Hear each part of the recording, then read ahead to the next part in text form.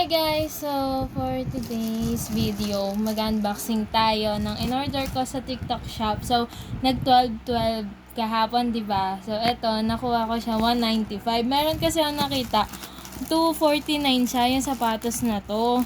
Yung sa Iceberg na shop, ganon. Sabi ko, baka meron pa. Yun, may 195. Tapos, free shipping siya. So, grabe yung mga sale kahapon. Ayan na. Oh, tama ako sa Iceberg. So, ito guys.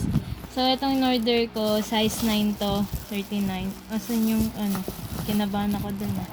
Nandito pala yung lace. So, ito siya guys. Kasi kailangan talaga puti para madali siya i-partner. Kasi yung mga color ng damit, diba?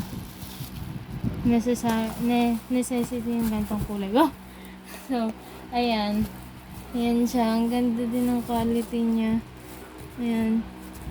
So, tingnan nyo guys. Ito hindi siya talaga magbabakbak. Kasi isa kong ganito. Yung totoong ganito.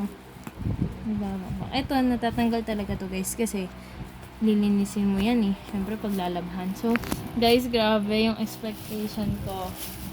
Na-meet niyo yung expectation ko talaga. Na-expect ko talaga maayos siya. Kasi nagla-live sila nun. Tapos pinakita. Ayan, tingnan naka-box pa siya, diba? So, ang ganda ng quality. And, hindi ko in-expect na ngayong araw siya darating. Grabe. Tapos kahapon ko lang siya in-order. Tapos ngayon, nandito na siya. Diba? One day lang. So, one day process lang talaga siya. Pagka-order ko kasi kahapon, na. Sabi, isi-ship out na nung gabi. Sabi ko, ha? Legit ba to? Tapos nagulat ako, biglang Darlene. Ganon, tinawag na yung pangalan ko. Ayan na. So, eto guys, susukat ko muna siya. Wait niya, babalikan ko kayo. Wait. Guys, di ko muna siya nilagyan ng lace. Since matagal kasi siya. So, ayan, papakita ko na pag nag-picture ako, may ganda. So, grabe. Sakong-sako siya sa paa ko. Nakikita niyo naman, diba? Size 39 to, guys. And, nag-ano talaga ako na 39 para may onting allowance. Onti na yung allowance niya, pero sakto-sakto sa paa ko. Kasi sa Europe size, tapos, wala silang American size eh. Yung nakalagay doon, Europe size, centimeter. Ayun. So, i-check nyo kung may sapatos kayo nakalagay Europe size. Ayun yung sundin nyo. So, sa Europe size, 39 po ako. So, ayan. Grabe yung quality.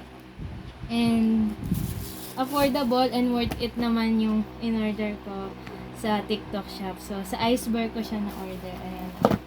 Ayan yung box nila. Thank you, Iceberg. And thank you, TikTok shop. At maganda yung quality.